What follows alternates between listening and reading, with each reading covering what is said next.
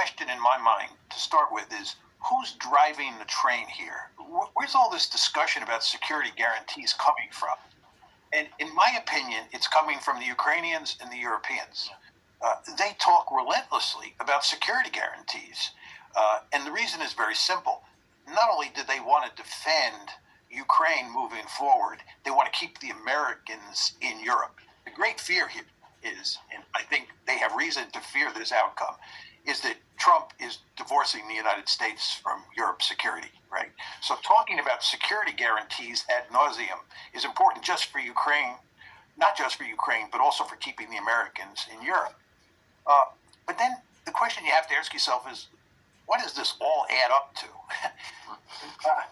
There's sort of three things that they're talking about with regard to security guarantees. But the first is that if there's an attack against Ukraine, we're going to come to Ukraine's rescue. This is the Article 5 guarantee, or something equivalent to an Article 5 guarantee.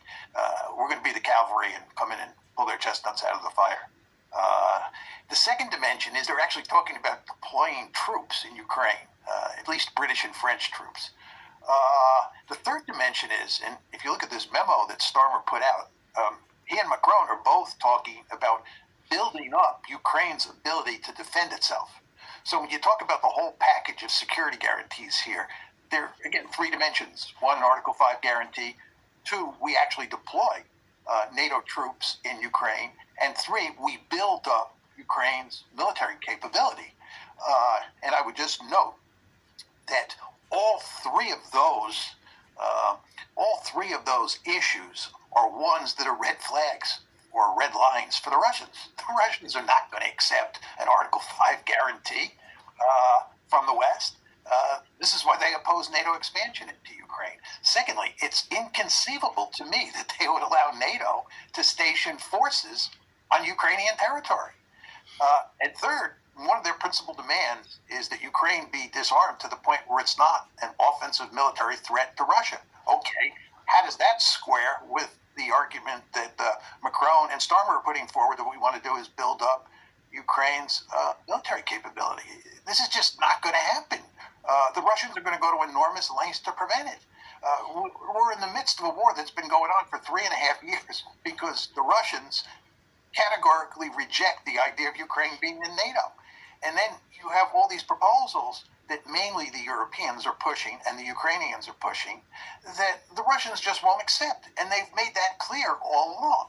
Yet we continue to have this crazy discourse in the West about security guarantees that never takes into account what the Russians actually think. And the fact that the Russians are actually in the driver's seat on the battlefield, and that does matter a lot here.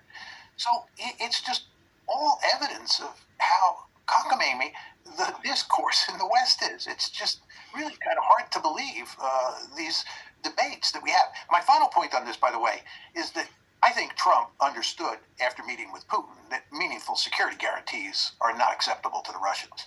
But the problem with Trump is he then engages in lengthy discussions with the Europeans and the Ukrainians and the mainstream of the foreign policy establishment in the United States. We don't want to lose sight of the fact that inside the United States there are lots of people who agree with the Ukrainians and agree with the Europeans.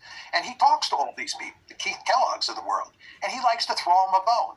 And he's very loose with his rhetoric, and he therefore ends up sounding like he agrees with the Europeans and the Ukrainians. And this just adds more legitimacy to this whole discourse. Should take off the table because it's not going to happen.